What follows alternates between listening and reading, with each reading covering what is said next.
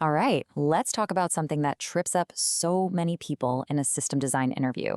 You know the scene, you're in that final round, things are going well, and then the interviewer hits you with the question, the one about three concepts that sound so similar they can totally derail your answer: partitioning, sharding, and replication.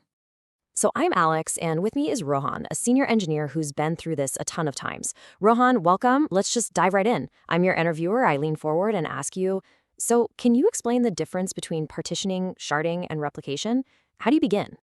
Thanks, Alex. Yeah, this is a classic. So, the best place to start always is with partitioning. You can think of it as the foundational concept, the very first piece of the puzzle when you're trying to manage a big database that's starting to feel a bit slow. Okay, so imagine this. You have a simple users table, but it's gotten huge, let's say 10 million rows. Now, even basic queries are taking forever to run. Partitioning is your first move. It's simply the process of taking that one massive table and breaking it into smaller, more manageable chunks. But, and this is the key thing to remember, this all happens inside the same database. One database, just with the data organized better. And there are basically two ways you can do this. The most common is horizontal partitioning, where you split by rows. You could say, okay, user IDs 1 to 1 million go in this piece, 1 million to 2 million go in the next, and so on. Or you could do vertical partitioning, where you split by columns. Maybe you put the user's name and email, stuff you access all the time, in one part, and their activity logs, stuff you access less, in another. So to give you that crisp, interview-ready answer, partitioning is about dividing a large table into smaller pieces, all within a single database, to improve performance and make it easier to manage. Simple as that. That's super clear.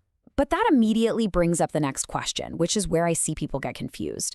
What about sharding? How is that different? Isn't it just a fancy word for partitioning? Good question. No, it's not the same thing.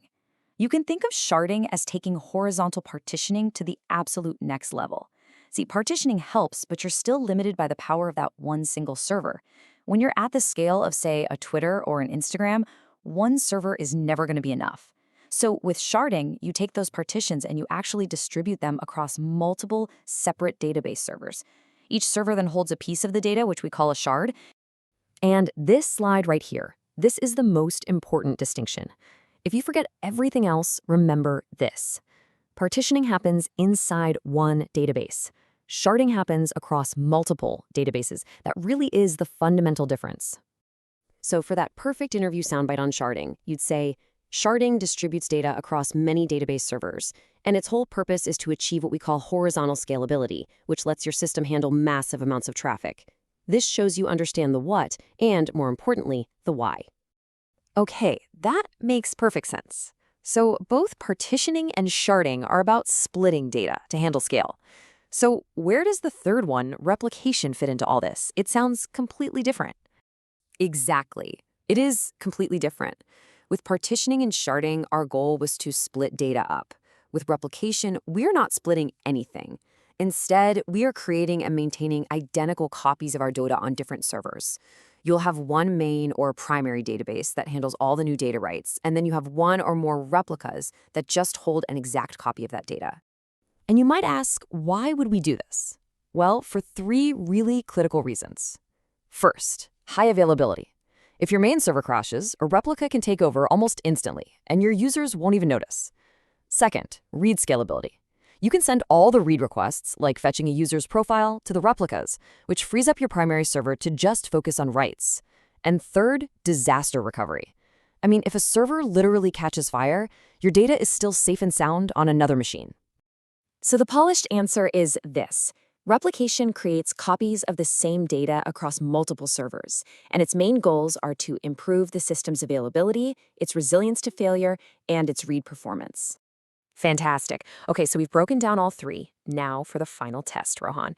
How do you tie it all together into one simple, memorable summary that someone can use when the pressure is on in that interview? The best way is to have a mental cheat sheet just like this. For partitioning, the purpose is managing big tables. It happens in the same database, and the data is split. For sharding, the purpose is massive scale. It happens across multiple servers, and the data is also split. But for replication, the purpose is high availability, it involves multiple copies, and, this is the key, The data is a copy. It's not split.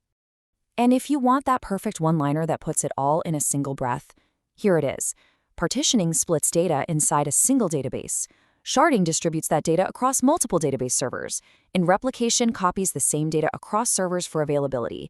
You say that, and you've absolutely nailed it. Rohan, that was perfectly clear, confident, and correct. If you gave me that answer in an interview, there's only one thing I could say. That's a great answer. I'd hire you.